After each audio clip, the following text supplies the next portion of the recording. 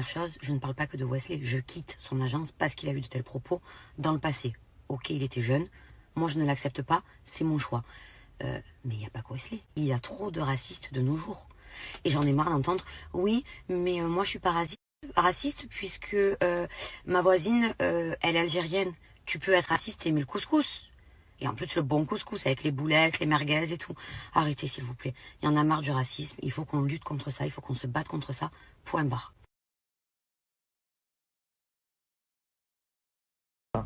Sarah Frézou, soi-disant, elle a quitté l'agence. Sarah Frézou n'a pas quitté l'agence.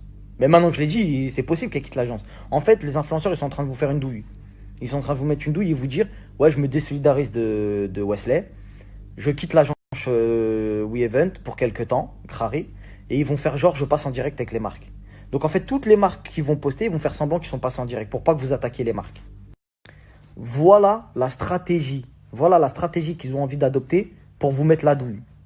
Pour vous mettre la douille. Alors que normalement, il n'y a pas de douille à mettre. C'est ça que je comprends pas en fait. C'est ça là qui commence à... Au début, moi je suis parti d'un bon sentiment. Je vais aider le mec. T'as vu, il veut s'excuser, c'est pas bien. T'as vu, moi je suis pas un hagar. C'est-à-dire, t'as vu, la hagra, ça fait pas partie de mes délires. Le mec il a dit ouais, des dingueries, s'est excusé, vas-y, tranquille. Tu vois ce que je veux dire? Tu t'es excusé, vas-y, tu t'es excusé, tu vois. Pourquoi on va en reparler? Il y a des gens qui sont dans un... Genre vraiment quand j'ai lu ça, mais moi il y en a un, il m'a tué. Franchement ça m'a fait... Là soit tout à l'heure j'ai dit je vais pas parler à chaud parce qu'en fait j'ai mal au cœur de lire ça. En fait je suis dégoûtée de ce qu'il a dit. Franchement, c'est pour ça que je vais pas parler moi. Je vais pas parler moi directement parce que j'ai pas envie et là pour l'instant j'ai pas... Voilà. Mais je pense que les gens ne réalisent pas la portée de ce qu'ils disent. Et franchement, vous allez loin. Oui, franchement, ça va loin, en fait. Il y a des propos, c'est un truc de ouf. Il y a des propos, franchement, moi, j'arrive pas, en fait. Je peux pas faire semblant. Et il y a des limites à pas dépasser. Ça veut dire, moi, ce qui m'énerve, vraiment, c'est que quand il s'agit des musulmans, mais on peut parler normal, tu vois.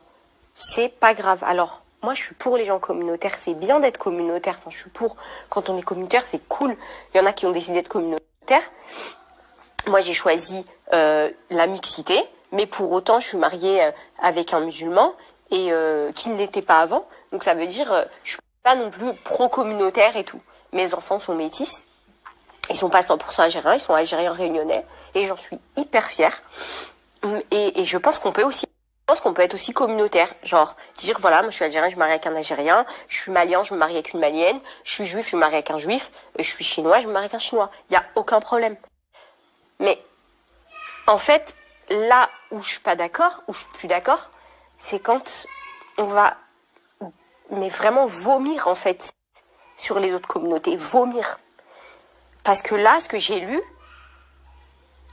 en fait, c'est ça, tu vois. En fait, c'est ça.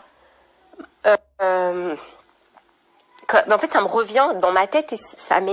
Faut arrêter de croire que la religion est un jeu, hein. C'est pas un jeu, la religion. Là, vous êtes là, vous nous avez cassé la tête pendant tout le ramadan à faire des pseudo-musulmans.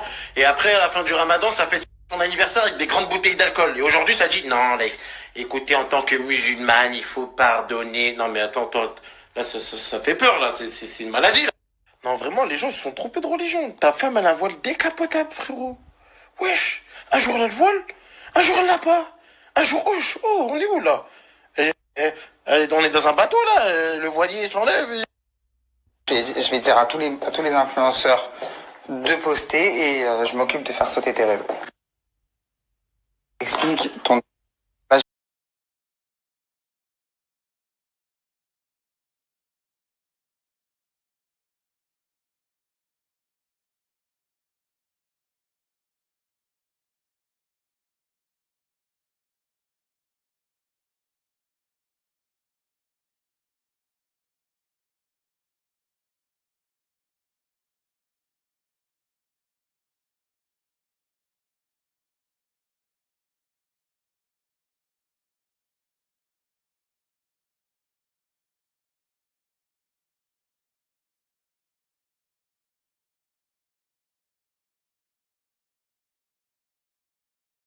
De la douche là et je me suis mis un peu l'histoire dans le contexte et j'ai essayé de réfléchir et de me dire putain c'est dommage quand même cette haine, ces trucs là et tout ça et je me suis dit imagine cette personne, on va pas prendre l'exemple de Wesley, on va prendre l'exemple de quelqu'un d'autre, imagine cette personne vois à la télé. L'islam, c'est pas TF1. L'islam, c'est pas tout ce que tu vois à la télé.